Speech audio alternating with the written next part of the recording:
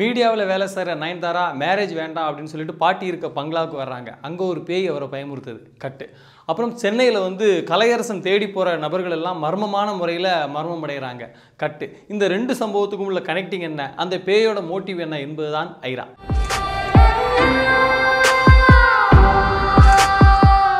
இந்த படம் மனித வெறுப்பை பேசுது, பெண்ணியத்தை பேசுது, காம இச்சையை பேசுது, பணப்பித்த பேசுது, இப்படி நிறைய விஷயங்களை பேசுது. ஆனால் எதையுமே நிறைவாக பேசலை.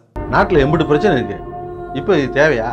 முழு ஈடுபாட்டோடு நடிச்சிருக்க ரெண்டு நயன்தாராவில் பயப்படுற மீடியா நயன்தாராவை விட பயங்காட்டுற அந்த பேய் நயன்தாரா தான் ஸ்கோர் பண்ணுறாங்க.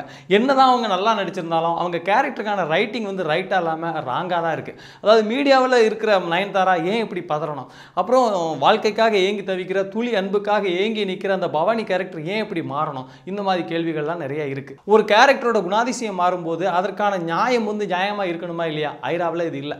கலையரசன் அவரோட ஒரு கேரக்டர் மொத்தம் எந்த இடத்துலையுமே மாறலை, ரொம்ப அழகாக இருக்குது. அவரும் சிறப்பான நடிப்பை வெளிப்படுத்திருக்காரு. அப்புறம் யோகி பாபு அவர் கொஞ்ச நேரம் தான் வராரு, அப்புறம் காணாம போயிறாதுக்கான காரணம் ஸ்ட்ராங்காக சொல்லப்படலை. நயன்தாரா கூட நடிக்கிற ஒரு பாட்டி அவங்க நல்லா நடிச்சிருக்காங்க, ஆனால் அவங்கள ஏன் இந்த பேய் பழி வாங்கிச்சுது அப்படின்றதற்கான காரணமும் படத்தில் இல்லவே இல்லை. இந்த மாதிரி லாஜிக் என்ற விஷயத்தை டைரக்டர் மறந்ததுனால அவருக்கு நயன்தாரா பாசறை சார்பாக ஆழ்ந்த வருத்தங்கள்.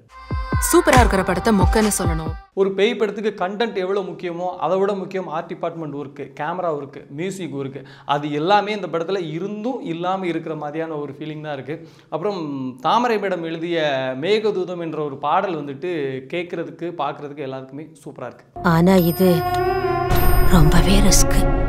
இப்படி ஐராவில் நிறைகள் குறைவாக இருந்தாலும் சக மனிதரை நம்ம அவமதிக்கிற ஒரு நிமிடம் அவங்க வாழ்க்கையை எவ்வளோ கொடுமையானதாக மாற்றிடுது அப்படின்ற ஒரு நல்ல விஷயத்தை பேசியிருப்பதால் மட்டுமே இந்த ஐராவை ஆதரிக்கலாம்.